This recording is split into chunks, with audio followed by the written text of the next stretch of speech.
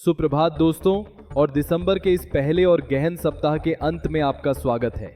आज शुक्रवार 5 दिसंबर 2025 है। अगर बुधवार को सरकार द्वारा EPS 95 की न्यूनतम पेंशन बढ़ाने से इनकार करने पर हमारा दिल टूट गया था, तो आज शुक्रवार को हम हाथ में कैलकुलेटर लेकर जागे हैं, क्योंकि वित्तीय परिदृश्य तेजी से बदल रहा है और बहुत सारा पैसा दांव पर लगा है। आज हमारे पास ऐसे आंकड़ों से भरा कार्यक्रम है जो आपके पेरोल और आपकी पेंशन को परिभाषित करेगा। EPF की बड़ी बहस, आर्थिक प्रेस भविष्य निधि के लिए वेतन सीमा को दोगुना करने के प्रस्ताव से उबल रहा है। इसे 15,000 से 30,000 रुपए तक ले जाने की बात हो रही है। इसका क्या मतलब है?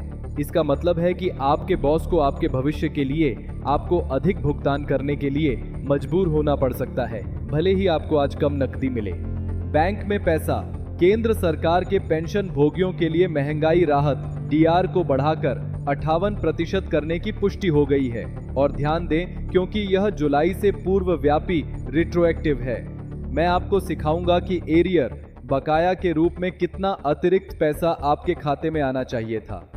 UPS का जन्म, सरकार ने 10,000 रुपए की सुनिश्चित न्यूनतम पेंशन के शानदार वादे के साथ यूनिफाइड पेंशन स्कीम को औपचारिक रूप दिया है। और यही मैं पूछता हूं, उनके लिए 10,000 और निजी क्षेत्र के लिए केवल 1,000 क्यों? आराम से बैठ जाइए, क्योंकि आज हम हर रुपए को समझते हुए सप्ताह का समापन करेंगे। मैं हरिकेश वैराग हूं और ये वो बातें हैं जो आपको जाननी चाहिए। हम उस खबर के साथ शुरुआत करते हैं जो निजी क्षेत्र के विशाल मध्यम वर्ग के श्रमिकों को प्रभावित करती है। पीपल मैटर्स और अन्य आर्थिक मीडिया की रिपोर्टों के अनुसार कर्मचारी भविष्य निधि EPF की वेतन सीमा पर बहस उबलने वाले बिंदु पर पहुंच गई है। संदर्भ, कॉन्टेक्स्ट, वर्तमान में EPF में योगदान करने के लिए अनिवार्य वेतन सीमा 15,000 रुपए है। यदि आप उससे अधिक बेसिक कमाते हैं तो कंपनी आपको शामिल करने के लिए बाध्य नहीं है, या केवल उन 15,000 पर योगदान करती है, जिससे आपके बाकी वेतन को पेंशन सुरक्षा के बिना छोड़ दिया जाता है। प्रस्ताव, मौजूदा चर्चा उस छत को बढ़ाकर 30,000 रुपए करने की ओर इशारा करती है। अब क्यों? क्योंकि 2025 में 15,000 रुपए ऐसा वेतन है जो अब जीवन यापन की लागत की वास्तविकता को नहीं दर्शाता है। सीधा प्रभाव, हरिकेश का विश्लेषण, अगर इसे मंजूरी मिल जाती है तो इसका आपके पैरोल पर डोमिनो इफेक्ट होगा। संजय की कल्पना करें, जिनका मूल वेतन बेसिक सैलरी 25,000 रुपए है। आज उनकी कंपनी उनका EPF नहीं काटने या केवल 15,000 की सीमा पर काटने का विकल्प चुन सकती है। 30,000 के बदलाव के साथ, चूंकि उनका वेतन 25,000, नई सीमा 30,000 से कम है, इसीलिए उनके कुल बेसिक पर योगदान अनिवार्य हो जाता है। अच्छी बात, जबरन बचत। संजय और उनका नियोक्ता 25,000 रुपए पर 12% प्लस 12% का योगदान देंगे। उनका रिटायरमेंट फंड बहुत तेजी से बढ़ेगा। अधिक ग्रेच्युटी वह पैसा जो आपको कंपनी छोड़ते समय मिलता है की गणना भी इसी आधार पर की जाती है। यदि आधार बढ़ता है तो आपका अंतिम निपटान, फाइनल सेटलमेंट बहुत मोटा होगा। सुरक्षा, वे पूरी तरह से सामाजिक सुरक्षा के छाते के नीचे आ जाते हैं। बुरी बात, अल्पावधि का दर्द, संजय की net salary, in hand salary कम हो जाएगी। यह सरल गणित है। अगर पहले वे वह अतिरिक्त 12% नहीं काटते थे तो अब वे काटेंगे। एक ऐसे परिवार के लिए जो रोज कमाता और खाता है, यह देखना कि महीने के अंत में बैंक जमा कम है एक गंभीर समस्या हो सकती है, भले ही वे जानते हों कि यह उनके बुढ़ापे के लिए है। इसके अलावा नियोक्ता इसका विरोध करेंगे। एक छोटी कंपनी के लिए 15,000 के बजाय 30,000 रुपए पर 12% का योगदान देना उनकी सामाजिक लागत को दोगुना कर देता है। संभव है कि हम इसे रोकने या इसे चरणबद्ध स्टैगर्ड करने के लिए व्यावसायिक लॉबी का बहुत दबाव देखेंगे, लेकिन प्रवृत्ति स्पष्ट है। सरकार चाहती है कि हम अधिक बचत करें, चाहे हम चाहें या न चाहें। हम अपनी दूसरी कहानी की ओर बढ़ते हैं, और यह नकद और ठोस पैसे की बात है। एक विशेष पोर्टल ने पुष्टि की है कि सरकार ने 7वें वेतन आयोग 7वीं CPC के तहत आने वाले पेंशन भोगियों के लिए महंगाई राहत डियरनेस रिलीफ DR में वृद्धि को आधिकारिक कर दिया है। जादुई आंकड़ा, DR बेसिक पेंशन के 55% से बढ़कर 98% हो गया है। यह 3% की वृद्धि है, जिसका उद्देश्य मुद्रास्फीति महंगाई की भरपाई करना है।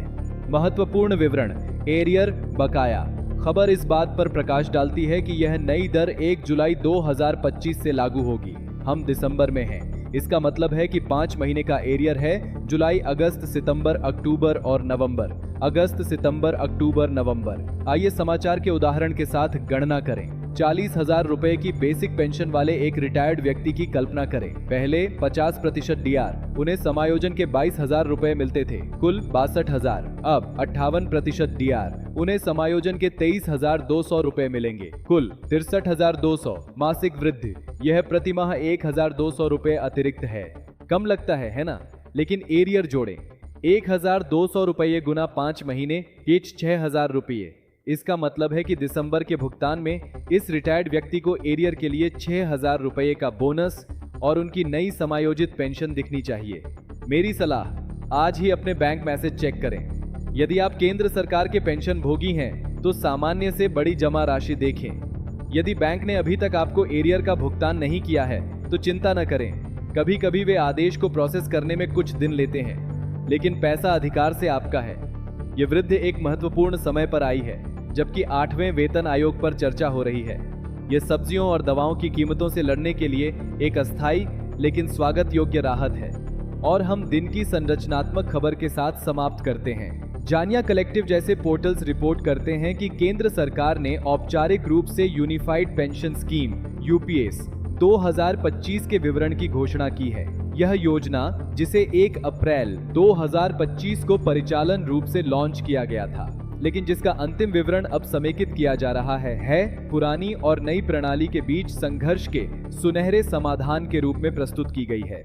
यूपीएस के 3 वादे। 50% की सुनिश्चित पेंशन। यदि आप सरकार के लिए 25 साल काम करते हैं तो आपको पेंशन के रूप में पिछले 12 महीनों के औसत वेतन का 50% प्राप्त करने की गारंटी है। यह परिभाषित लाभ की सुरक्षा वापस लाता है। 60% की पारिवारिक पेंशन। यदि पेंशन भोगी की मृत्यु हो जाती है तो उसके जीवन साथी को उस पेंशन का 60% मिलेगा जो मुख्य व्यक्ति को मिल रहा था।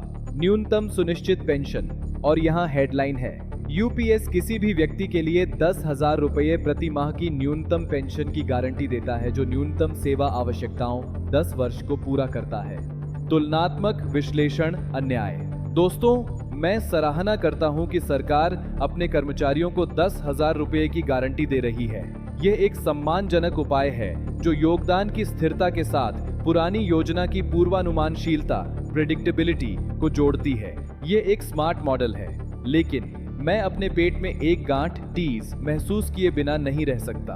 बुधवार को सरकार ने निजी क्षेत्र ईपीएस 95 से कहा कि उनकी न्यूनतम पेंशन को 1,000 से बढ़ाकर 7,500 करना अव्यावहारिक था। आज शुक्रवार को वही सरकार गर्व के साथ घोषणा करती है कि उसके अपने कर्मचारियों के लिए न्यूनतम 10,000 रुपए होगी। क्या आप असमानता देख रहे हैं? 10 साल की सेवा वाले एक सरकारी कर्मचारी को 10,000 की गारंटी है। 30 साल की सेवा वाले एक निजी कारखाने के कर्मचारी को 1,000 की गारंटी है। यह 10 गुना का अंतर है। निजी कर्मचारी के लिए 10 गुना कम सम्मान।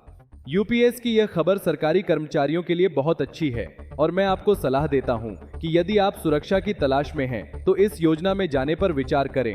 लेकिन यह ईपीएस 95 के पेंशन भोगियों की लड़ाई के लिए भी ईंधन है। यह साबित करता है कि जब सरकार एक सम्मानजनक आधार 10,000 तय करना चाहती है तो वह ऐसा कर सकती है। मॉडल मौजूद है। सवाल यह है, यह सभी नागरिकों पर लागू क्यों नहीं होता? दोस्तों, हम 5 दिसंबर के इस सप्ताह को एक स्पष्ट तस्वीर के साथ समाप्त करते हैं। यदि आप निजी क्षेत्र में काम करते हैं तो तैयार हो जाइए। 30,000 रुपए की सीमा रास्ते में है। यह आज आपसे तरलता, लिक्विडिटी छीन लेगा, लेकिन आपको एक मजबूत भविष्य देगा। यदि आप केंद्रीय पेंशन भोगी हैं तो अपनी 58% वृद्धि का आनंद लें। वह एरियर आपका है, उसका अच्छा उपयोग करें। यदि आप सरकारी कर्मचारी हैं तो यूपीएस एक ठोस पेशकश है।